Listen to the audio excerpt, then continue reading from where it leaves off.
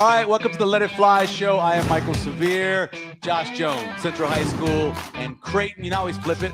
Sometimes I say you went to Creighton, then I say you went to Central. Yeah, man. Sometimes I say you went to Central, you went to Creighton. Well, it's not really a balance. I love Central more. I know you do. But three-time state champion. I mean, that's why. We are, of course, day 2 in the brand new studio, Let It Fly Sports Bar, day 1 of the College World Series. We're going to get into a lot of stuff. We're going to go straight to our guest, though, because we're talking college baseball. Right. And I think greatest NAIA baseball coach of all time.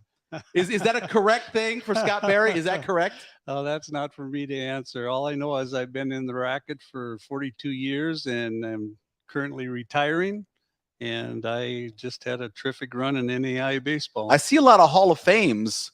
So I think if you have more than 3 Hall of Fames, then you have to say one of the greats. How about that? One of the greats. Well, some of the other people that have been around a long time as well in the NAIA, there's some pretty super individuals who came through the ranks. So there's a lot of them that were mentors to me, and I looked up to them, and they were just terrific coaches and men, and I really appreciated them. It's awesome. Yeah, when you win as much as you have, or you're as accomplished as you are, where's the inspiration comes from? Like, was it growing up as a kid, you had someone you looked up to, or was it, season by season? What was that like, that process? That's a great question. My dad was a local star, baseball star, in Lemoore, North Dakota, and we just loved the sport.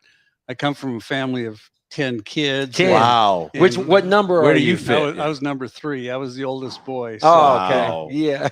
But anyway, we just loved playing ball in the neighborhood. We had all kinds of kids around. We had a vacant lot, and we had great coaching growing up. So it was a terrific opportunity to just fall in love with sports in general, but more specifically baseball. Right. So I listened to Coach Service here at Creighton, or Coach Bolt there at Nebraska, or UNO head coach complaining about how cold it is at the beginning of the season. They have no idea, right? They have absolutely How many no practices idea. did you do in a couple feet of snow? Well, obviously we don't, but we have to spend all of our time indoors. But the funny part is, and it's not so funny, but we had to prepare teams to basically play without practice outdoors. Right. Wow. So we would, if we had a chance to play ball, we'd jump in a bus and we'd play games. It was more often than one would think that we didn't have practice outdoors. So we had to play and line up and play and do it whenever we had the chance. And it's just different fielding off of whether it's an artificial turf or whatever inside. Absolutely. Absolutely. It's really not fair to the kids, but that's the beauty of the kids that I had the chance to coach, because they love the game and they just wanted an opportunity to play. We provided it for them, and away we went. Awesome. How did you land in a NAIA school? Being accomplished to me, so my father-in-law, total different sport, basketball. He's a women's basketball coach at the NAIA level. Okay. But you think about Scottie Pippens, Dennis Rodmans, and things like that. Sure. I say that to say in baseball, the same thing can happen. Like, why in NAIA? Why did you stay? And what about it just kind of made you like more drawn there than anywhere else bigger? I was recruited there. So I played ball and got my degree from Mayville State. And it just really ended up being my dream job. I just looked so forward to that opportunity someday, and it came along much quicker than I ever anticipated. My coach was there for 33 years. 33 years. And then I ended up replacing him for the next 42. So we celebrated 75 years. Yeah. That's nice. Incredible. That Coach, is absolutely Coach incredible. is still living? No. Oh, he passed away a number of years ago. Still, that is remarkable. So let's talk about what kind of players you're getting to Mayville. Like so these are, I mean, I'm assuming the kids who are local who aren't going to school are going to go to Mayville, but who else are you pulling in to be able to make up your team? Well, it's changed in time. We were very regional when I first started coaching and playing. Yeah. But now we're all over the country. We get kids from all over. It's, I don't believe we have any kids from Nebraska, but we have had in the past. We have kids from Canada, North Dakota, Minnesota, Montana. We get a lot of kids from California, the Western states. Shock to them. Yeah. Those California kids. Oh, is it ever? But so many of them grow to love our school and our community. Yeah. Our community is 1,800 people. Wow. And we have around 1,000 students, and they just fall in love with it. And a lot of them do end up sticking around. So that's awesome. What's the secret sauce to all the success and winning? How much of it is luck versus philosophy? Well, luck happens when you end up going out and doing things the right way on a consistent basis. But philosophically speaking, we laid out a pretty clear philosophy and we followed it. We set high standards. I think the one thing that we would do differently than a lot of other places is you got to be tough. I mean, you got to be tough. If you're going to come to our place and think that it's going to be just a nice summer day like today and going out and playing, it isn't. We played in absolutely miserable weather many times during every year, and it was just a case of, guys, you got to be tough. So you had to coach tough too. Wow. There was a lot of tough love, and as you well know, people don't come by that naturally. Yeah, for sure. Yeah. I mean, everybody wants comfort. Everybody wants to have the easy way out. Everybody just wants to pick up the bat and go to it.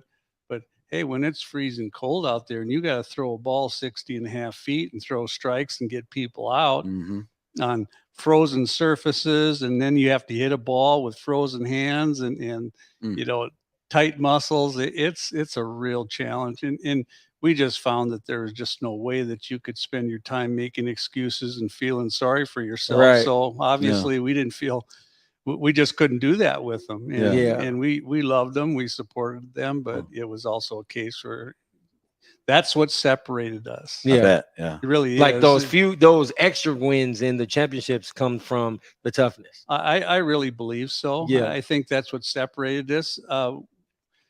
I'd love to say that we were going to get blue chip athletes all the time. We did not. We had a lot of developing we had to do, and it was a case where you come on in and you work. It's up to you. The opportunity is there.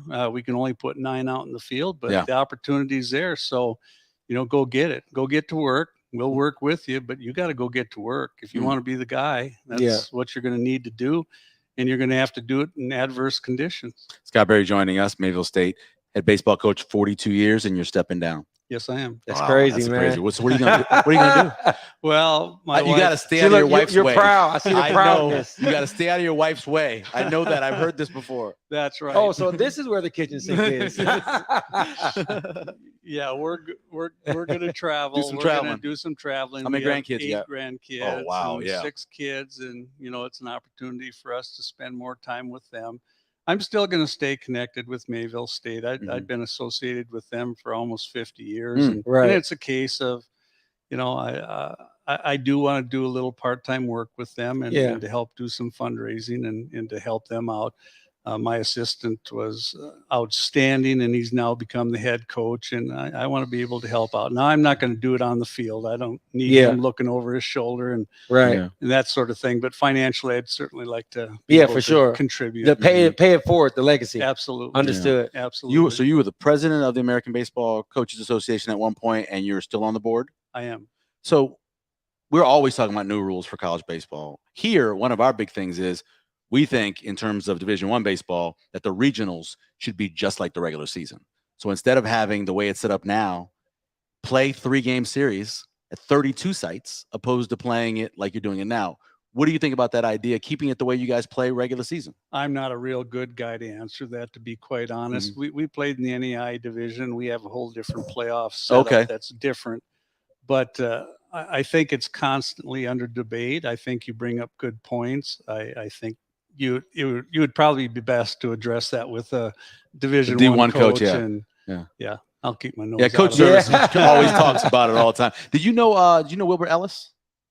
He was a Grambling coach for 40 years. Grambling baseball coach for 40 years. The name. He was on the association. I know he was in it at one point as well, because they would come every year, some of these older coaches, and they would always sit there right behind the dugout, or right behind home plate, and I would always see him there. The first story I ever did in the business, 1996. It was his 35th season. I did a story on his at Grambling. So I I just thought maybe you might have known him. But yeah, that I do know of him, and it rings a bell because I believe that he's been considered for honors. Yep. Obviously, he's received honors, but I think Sure. that's where I heard about him. Yeah. How many of the coaches under you have went on to follow their personal dreams? Like, I mean, to have a winning program, it doesn't matter how small, NAIA, D1, doesn't matter the level. Like, you kind of develop some confidence to move on to your goals. What are some places that coaches have went from coaching under you? Well, we've had currently have one of our former players, Darren Everson, is coaching the hitters at AA with the Mets. Oh, wow. That's He my was team. the minor league hitting coordinator for the Colorado Rockies for many years. Wow. And he was in their system. So he's been in pro ball for quite some time. I've had a number of guys coach collegiately. None of them that I can think of right now that have been in any Division Ones, but yeah, had guys that have gone on. You need a documentary on Netflix. I'm telling you, your story should be told. You got enough years. What are some of the main things the American Baseball Coaches Association want to get done? What is some of the goals? Well, what we have done is provided education to all the coaches at all of the levels in the United States. And now it's expanded to foreign countries. There's 40 different countries that have members as a part of the ABCA. So the ABCA cuts a wide swath, but for coaches, it's primarily education. And we want to grow the sport. I mean, your question's great, but we have a video library that's second to none. And so the greatest coaches that have ever been in the United States have presented, they have videos dating back years and years ago that people can refer to. There's all kinds of assistance, whether it be with organizational things, planning things.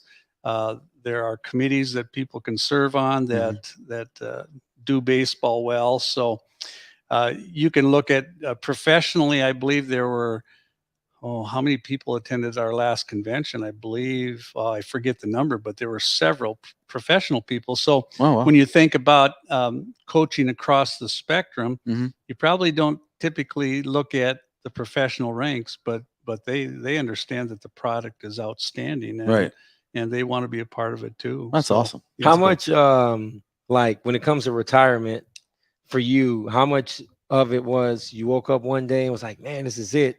Versus like an opportunity at a latter part in your life where you feel like you can still give back to baseball in a different way? Well, yeah, I didn't just wake up and do it. I'd been contemplating it for some time, and I had what I felt was the right guy in place to be able to take over the program. And that's something was special to me to think that we really had somebody that was going to be who had the capability of doing a great job with our program. And he certainly is going to be a good one. His name's Billy Tomlin, and he's excellent. Was he a player ever in the program? He played for us and then coached for nearly 10 years. So, oh, wow. Well equipped. He's all prepared. Yes, he's outstanding, bright young man. And he knows what he's doing. I miss my North Dakota friends when he says coached. I we used to go to a sports bar every Sunday and watch football, and he's a Vikings fan, of course, because I think most of the people there, and he'd always, the waitress would come up and he'd get a Coke. And she'd make fun of him every time. He's a person unknown what's guy. a Coke? He's been a lot of places. It was the best. Let me a couple last questions. One, you went to the first game of the day. Yes. I was talking yesterday about the Keys and that giant park out there. You got to be a team that can hit some doubles. You can't walk people, and you can't make errors. Just looking at the stats, it looked like Oral Roberts did a little bit better than TCU in those stats. With Mo, I think Oral Roberts had more walks, but just overall, they didn't make as many errors, and they had a couple more doubles. Yes, and they had a couple big flies, especially in that last inning. They hit that 3-run homer that really turned the game around. But yes, you're right. And typically, when you have outstanding teams playing against each other, who's going to make the least amount of mistakes, who's going to do things the best and do it better. And actually, it was a grind. It was a grind for both teams because that relief pitcher for Earl Roberts, he struggled. He had a dynamic arm, but he was struggling. He was having a tough time. So he had to grind through it, and he hung on there. And it was 94 degrees. Yes. and he was throwing 94, 95. So. Wow. Wow. How many times have you been in Omaha to the College World Series all the years you've been ever coaching and watching? And how has your time been in Omaha since you've been here now? Oh, it's fabulous. I've been to the World Series, I believe, 10 times. I knew it was something like that. Sure. Yeah. So it's been terrific. I was at Old Rosenblatt. Yeah, Rosenblatt. I've been there a That's my couple spot. of times, and it was, what a great I experience. love that. I love that You place. bet. And it was, it was terrific. So I've had the opportunity to be here in Omaha. They do a phenomenal job. It's just such a great place. It's, you see people walking around with shirts that say Omaha. I mean, and everybody knows what it's about. Right. It isn't only Peyton Manning hollering out something. Oh yeah, right. Exactly. It made the people College Google World it though. Series. He helped Google. Yes, He helped us, yeah. He was like a publicity guy for right. Omaha. Yeah. So what do you think of the bar? Oh my goodness, this is phenomenal. It's pretty cool. This is really something. I was talking with Sherry to maybe we could get that in our the big room. screen. She's already been contemplating. How big is the room screen? 48 feet. Our living room isn't quite big enough Yeah. to accommodate, but we think- could maybe take half of that. I don't think many people have room for a 48-foot screen. No, I think No. a third of it might even be a stretch. But Yeah. that- It that is actually something else. multiplies into multiple TVs. Oh, So that's just showing 3 screens, but it Yeah. actually breaks down to more. 3 That's why very you guys big got to come screens. down here to Let It Fly in the Capital District in Omaha to see it. It's amazing. No doubt. It is pretty cool. Absolutely amazing. So you going to game tonight? Yes. Awesome. Oh, That's yeah, you're awesome. going to live it up. You retired. Oh, I know. man. You're You're going to live it up. Coach, we appreciate it. Well, Thank you very Michael. much. I Thank you so appreciate very much. It was Josh. awesome talking Thank to you. you That's Yes, so sir. much. Thanks a bunch. All right. So one of the things I wanted to get into, and I was talking about with Coach. Remember, I talked about you got to have more strikeouts, you got to have walks, Right. and you got to hit some doubles, and Yep. you can't. One more error. Yep. For TCU, when you look at the final box score, I told you Oral Roberts, number one You were fielding right, team, man. number one fielding team in college Yeah. baseball, and Right. well, Division I college baseball, and they ended up pulling up. But that's a great first game to start. Yeah, I think so. I mean, I think it starts good energy to Omaha. I mean, fortunately for us, we get to enjoy no matter who wins or lose. Creighton's not in it. Nebraska's not in it. True. But I don't know. Sometimes, like, I always just, I'm not as big into baseball as you are, but I always try to find a team to latch on to. Yeah, that's what Well, everybody that does. that yeah. ended already for me. Oh, really? Yes, sir. See, Oral Roberts. Yeah. There's 3 types of teams that come to the College World Series in terms of fan bases. Yeah. You have the LSU that brings their own fans. Yep. Right. Then you have TCU that it's not a very big school, Right. but they got a pretty good alumni base. They got some money. Yeah. And they've been here a bunch of times, and so they have it. And you have that third group, which is the Stony Brooks or a Ball State. Yeah. Or Oral Roberts. Roberts. They come here, and Nebraska fans are like, "Hey, man, it's the Swing- underdog. Yep, You're swing playing away. a Summit League. Yeah, let's right. cheer for them." And so Yeah. they win this first one. They won it. Now they win their next game. They Yeah. automatically fast forward I know. to like Thursday. I mean, just Yeah. whoosh, right. So Yeah. if with them winning, I could see the crowd getting behind them. Yeah, for sure. Big time. Yeah, getting behind Omaha's a them, yeah. rally type city. Mhm. I think you're right. Yeah, I 100%. think for sure. Yeah, it was pretty cool talking to Coach there because you commit to yourself, and I know you've known a lot of coaches like this. Mhm. You commit 42 years of teaching, helping to raise young men, doing the right thing. That's a real. I mean, it's like being almost being like a minister. You're giving up your life to the Lord for baseball. Yeah. That's his life. Yeah, no doubt. It's crazy. Or that is his ministry through the Lord. That's you true. know? That's So certainly a no, I possibility, mean, I think the secret sauce of success, skill is great. Yeah. But you can't teach passion.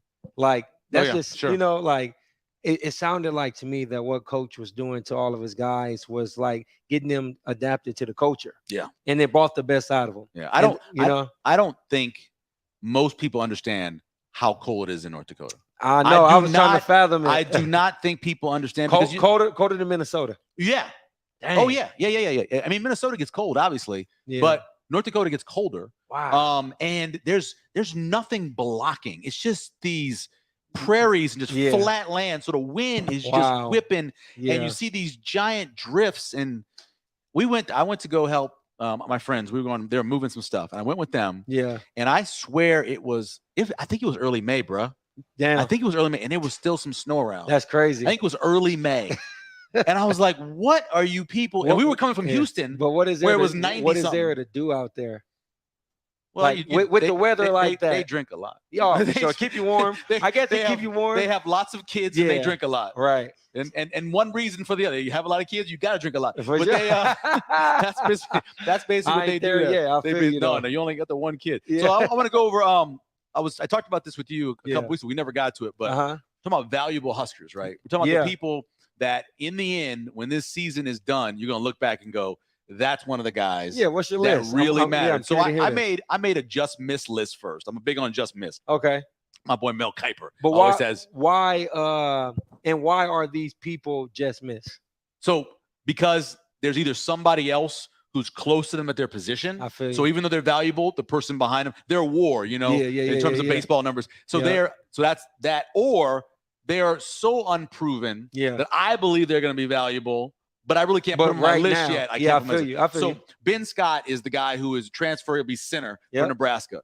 Now, he didn't practice all spring because he was injured. So I think you could, when he was not part of the spring, they've got guys who can fill in. Yeah. Guys who played last year at center, guys who can fill in. So even though he's valuable, he didn't make my list. Right. Miles Farmer. Okay. True leader in the secondary at the safety spot. Yeah. But they're so deep back there. Yeah. If one guy goes down, they've got three more guys to come in and take care of it. I got your boy Xavier Betts. Could be. I had a talk with Niles Paul about him today. He could be the first, second, or third best receiver on the team. He can. He could be all those things. You know what's crazy?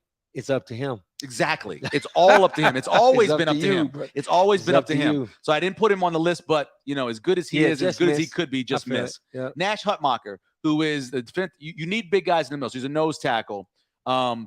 He really hasn't, in my opinion, played yet to what we thought he would be. Right. He's got a nickname like the Polar Bear, which is awesome. Yeah. Can lift all these weights, but in terms of functional strength, hasn't shown me a ton I yet. got a friend that had a phrase. He always say, all them muscles. All them muscles, exactly. Exactly. And so, muscles. and he may be, man. Yeah. He may be, but he didn't make my top 10. And the last one, only because he is a freshman and all we've seen is a little bit of him in spring. But Princewell, Human Yellen. All right. That kid, watch him in the spring game. He's explosive. He's got a heck of a motor. Yeah. And he likes to finish, likes to hit people. So maybe the first 4 weeks of the season, Princewell isn't the guy you're talking about, but I think late in the season as it goes along. So my number 10 guy. Yep. Now, the first couple have a theme. Injured. Yeah. But incredible potential. All right. All right. Thomas Fidone. Thomas Fidone is, in terms of prototypical tight end. Yeah. He's 6'5", 6'6". Yeah. He's 235, 40 pounds. He can run like the wind. Right. What about lateral? He's pretty quick. He's a good little basketball player in high school. For sure. No, he's talented. Yeah. But he's just been hurt. Yeah. And he's been hurt so much that worries me. But maybe because of everything you said. Sometimes size is. Sometimes. But I think some bad luck too. Just some bad luck in terms of. I know you make your own luck. Right. You have a guy fall on your leg. No, you can't make that up, bro. You can't make that up. So, by the way, he was either the number 1 or number 2 tight end in the country. Dang. His senior year of high school. How long is he out? He's good now. He should be good now. He missed almost 2 full seasons. Oh, okay. Yeah. But he's good now. Another guy, injuries. Well, this wasn't injuries. He missed games because he tested positive PED. Newelly, who is the guard who was started 2 years ago. Yeah. Really talented player. Transferred in here. First of all, he's a foreign exchange student. Right. Comes to go to school in this country. Goes to Colorado State. Plays a bunch of games his true freshman year. Yep. And then decides, you know what? His foreign exchange family is here in Nebraska. He moves back to Nebraska. For sure. And had the chance next year to be the man. Yeah. Or last year, and he got popped for some PEDs. Dang. So he missed the whole year, but he'll be back. The thing is, he's a really smart kid. Right. Like academic All-American, all Big Ten academic, all that stuff. So, right. So we got to hope that, he's got his head out. But if he has, he is a very good guard. Yep. Luke Reimer, another guy who, when he's playing, he's probably the best player on that defense. Dang. When he's playing. Yep. But he's been a little banged up too. He's led the team in tackles his first 2 years. Yep. I think in the 3-3-5, the new system he's in, I think he'll be very good. Going sideline to sideline. I think he's big enough to be like that. It's his 4th year now. If he could play a full 12 games, this is a guy who could legitimately, he could start challenging for the tackle record at Nebraska if he plays all 4 years. That's big time. Yeah, big time. Number 7, got to have a wide receiver on the list. Yeah. Got to have one. You have to. I put Xavier Betts, just missing it. I thought about Marcus Washington because of what he did last year. Yeah, right. Yeah. But no, Billy Kemp, man. Billy Kim. You know, watch we Billy talked Kim. about him early. Yeah, you watch Billy We Kim. talked about him early. Billy Kim's gonna catch like 7-8 balls a game. But that's beautiful though, because as we shine light on Billy Kemp, think about Washington at the same time. Yeah. Man, we gotta do a threat. If Billy Kemp does what he's supposed to do, and that's taking care of the middle of the field, which he does, he's a guy that moves the change. That allows Marcus Washington to run a lot of those deep outs and Xavier Betts to get deep if he's healthy, and then everybody else you got. So, by the way, in 25 starts at Virginia, Billy Kemp, 192 catches for 1,700 yards. This is a guy who has played a lot of football. No doubt. So I didn't put Nash Hutmacher, the big guys in the middle, on my list. But at number 5, I got Ty Robinson. Or number 6, excuse me, I got Ty Robinson. Ty Robinson, I think, is going to have a breakout year. Okay. Ty Robinson, and this is nothing, I have to say this, nothing against the other people who coached defensive lines in Nebraska before Pot Roast came. But I thought Ty Robinson didn't appear to be well coached. He made certain, he'd get high occasionally, he'd be peaking. We talked about that in the past too. Yeah, he would do some things I'm like, is he being coached right? I know that he's going to be in coach right now. So I think he has a breakout Everybody year. from previous years get a pass because of the coaching staff. Like that's how I think he'll be better coached, and so I think in his 4th season, and not the whole staff. Just your leadership group. I feel like it trickles down from there. Yeah, no doubt. So last year when Trey Palmer came to Nebraska, there were some people going, well, he only has like 12 catches at LSU. It ain't about that. And I said to him, I said, listen, he played behind multiple NFL players. Okay. I think MJ Sherman from Georgia, who's transferring in, same situation, played behind all that talent at Georgia. Now he's got an opportunity to be the man. He's gonna ball out. I think he's gonna ball out. I really do. This is a guy who was a highly ranked player. He should. He's got every opportunity. He'll have the chance to start. I think he plays very well. Okay. Number 4, Nebraska must run the ball. Up the middle? Just run. I don't care if it's outside zone, inside zone, veer, some kind of wicked, weird trap that you're running on Madden. I don't care. You got to run the ball. And so I was trying to figure out who it was going to be. So you got Anthony Grant, you got Ramir Johnson, or my friend Sipple says, Ramir Johnson. I think it's Gabe Ervin. I got Gabe Ervin at number 4. I think Gabe Ervin is that kind of impact player. I think he's going to have a big year. I think he's that valuable for him. Number 3, cornerbacks. One of the best cornerbacks in the Big Ten. Now, I know he's only been honorable mention so far, but Quentin Newsome makes plays. And Quentin Newsome will make a ton of plays again this year. When they do throw at him, they don't throw a ton at him. He led the team definitely in pass breakups. I could see him being near the top in the Big Ten this year. So I got him at number 3. The kick and ball out. I wouldn't be surprised if you look at him in second team all Big Ten. Number 2, another guy coming off an injury, but if he's healthy at left tackle, Teddy Prohaska. You're talking about a big, you know how they say big unit? That's a big unit. For sure. He is a giant. He's like almost 6'8". He's like 320 pounds. When he has played, he's played pretty well, but he had the knee injury. He legitimately came back too soon. And then he re-injured it. So that's because they needed him. Exactly. And he wanted to play. So they're keeping him off the field now. They're going to rest him, get him on there. Now this is the thing, though. You haven't said it. I heard all these people. That's number 1 got to be a quarterback. It's Jeff Sims. I'm about to say it's Jeff Sims. It better be. And you know what? You know what? It's number 1, as they say, with a bullet. Because when you had Casey Thompson there, at least you could go, well, you have somebody else. Well, Casey Thompson gone. So that leaves you with Jeff Sims. And then you got, Heinrich Harburg. You got Chubba Purdy. You don't have anybody you can actually say to yourself, okay, I feel great about that person coming in. So, Jeff Sims, by far, he's the guy that's number 1 on the list. So he had a game against UCF last year. This is the kind of game he could have. He was 21 of 32 for 314. Dang. And a touchdown and ran well. Man. I went back and watched a bunch of tape of him. Game against Pittsburgh. He ran outside. He broke a couple tackles. He can have those kind of games. Even if you don't throw it with him a lot, I think with his feet, especially in the red zone, he can make plays. So what's the name of this list again? It's the most valuable. Okay. This is the most valuable list. I got a number 1B. A number 1B for more valuable? Yes. Valuable? Who is that? Because your 1A is the quarterback. My 1B is that whole offensive line. We had played them games last year, and they looked tired. They look weak. They look slow. Coach Raiola is who I got my eyes on. I am entrusting in him. Definitely Coach Rule to empower that leadership. But what is most valuable to me, and it could be 1A with the quarterback, but that offensive line, after a while, I felt like some of the scrambles and the stupid passes was based off of having sometimes I just feel like the desperation of the throws came off the frustration of like just quitting on your team. Well, he was pressured. Casey Thompson was pressured as much as any that team in the big line, team. man, Quarterback. if that line is nothing. Yeah.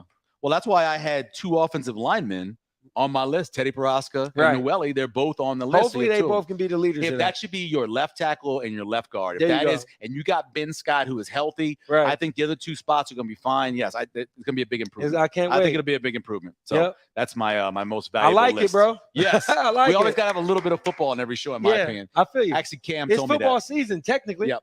To me, yeah. Like, think about this. Well, as soon as the NBA ends, the next season is football. Right. Yeah. So it's coming. That's how I feel about it. So yesterday's show that we did, day 1 of the sports bar being open, they had an issue with the memory on the card, right? Right. So we lost kind of the end of it. So what's sad, what's kind of sad is that we lost the part where I was talking about Cam, my producer. Yeah.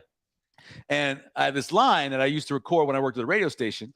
And it said all the time, don't touch that dial. Yeah. Because it's got jam on it. Oh, you said that. They got rid of it. Because it's got Cam on it. Oh, see? Yeah.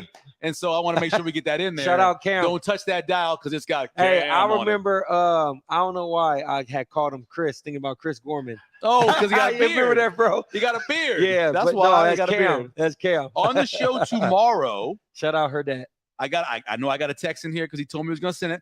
Phil McLean, our executive producer. Yeah. Max Lucas from Oral Roberts. Way to go, 1-0 Oral Roberts. That'd be sweet. And Piper Horn, University of West Georgia cheerleader, former University of Alabama and Team USA cheer gold medalist. Oh, legend. What is? Okay, sure. That sounds good. Yeah, let's get it. Who's doing the show tomorrow? It's not me. I don't know. Baylor Shireman. Oh, they'll love and it. Francisco Farabello. And it'd be, I'll be here to give him a little bit. Yeah. Okay, all right. I give him some moral support. I know one thing. There's a lot of Macs around that team. Yeah. Farabello acts like he'd be the biggest Mac.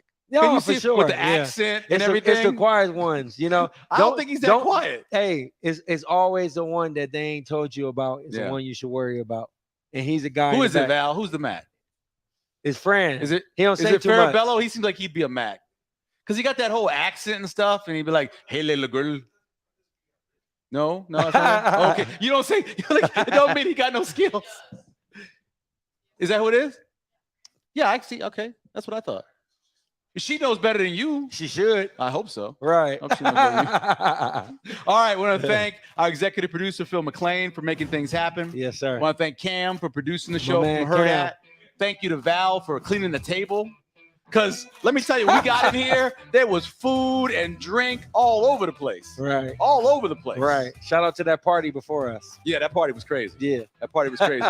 Our social media expert as well. We got a little bit of everything going on. We do. I like it. I love it. All right. Back tomorrow. Another show. Let it fly. And then we'll be back together on Sunday. All right. Take us away. Yeah. It's Josh Jones with Michael Zavere. You know how we do it. It's a Let It Fly show.